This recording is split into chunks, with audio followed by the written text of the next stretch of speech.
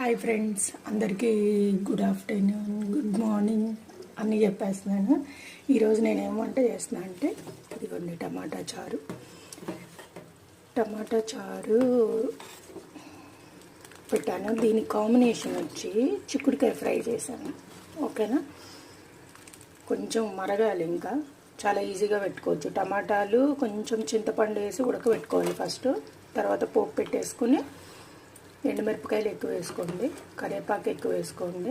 పిల్లలు తినరు కాబట్టి రసంలో అయితే తినేస్తారు. చారు అనొచ్చు, రసం అనొచ్చు, ఏదైనా. పోపుల తర్వాత మనం ఉడకబెట్టిన అన్నీ పిసికేసి ఆ పిప్పంతా తీసేసి తిరుగుమాతలో పోసేసి కొంచెం కరివేపాకు కొత్తిమీర వేయాలి. వేసేసేసి కొంచెం మిరియాల పొడి వేయండి, లేదంటే మిరియాలు ఉంటే కచ్చాపిచ్చాగా దంచేసి వేసేయండి. 2 వెల్లుల్లిపాయలు కూడా దంచేసి వేసేయండి. రసం రెడీ అయిపోద్ది.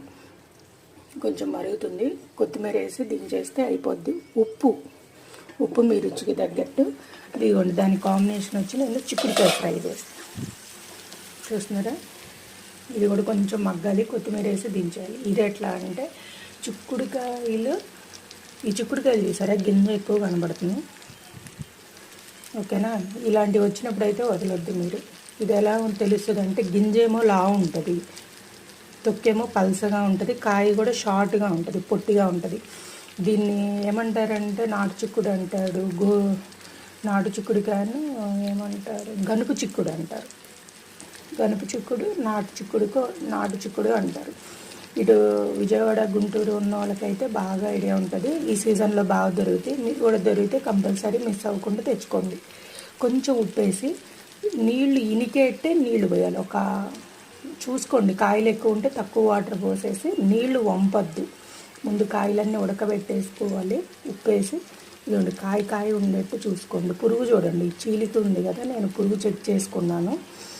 తర్వాత వెల్లుల్లిపాయ, కారం వేసేసుకొని ఫ్రై చేసుకోవటం. గెంటుతో తిప్పద్దు, ఇట్లా పైకి ఎగరేయాలన్నమాట. ముందు పోపు వేసుకోండి. పోపు వేయగానే మనం ఉడకబెట్టిన చిక్కుడుకాయలు వేసేసేసి కొంచెం పైకి ఇట్లా కిందకి పైకి ఎగరేసేయండి. తర్వాత వెల్లుల్లిపాయలు దంచేసి, వెల్లుల్లిపాయలు, కారము, కరివేపాకు ఎక్కువ వేసేసుకోండి. ఇందులో కూడా వేసేసి తిప్పేసేసేయండి. తిప్పడం అంటే గెంటితో తిప్పద్దు, ముందుగానే చెప్తున్నా. ఇట్లా ఎగరేయండి. గెంటితో తిప్పడం అంటే కిచిడీలాగా అయిపోద్ది. ఓకేనా, నేను మీకు చూపించడం కోసం ఒకసారి గెంటి పెడుతున్నాను కదా, ఇంకా ఇట్లా ఉంటాయి. ఓకేనా, బాగుంటుంది వెల్లుల్లిపాయ కారం వేసుకుంటే. నాది వంట అయిపోయింది. 2 కొత్తిమీర వేయాలి. 2 రైస్ కూడా కడిగి పెట్టాను. కొత్తిమీర 2 వేస్తే కట్టేస్తే కర్రీ అయిపోద్ది. బాయ్. మీరే వండుకున్నారో కామెంట్స్ చేయండి.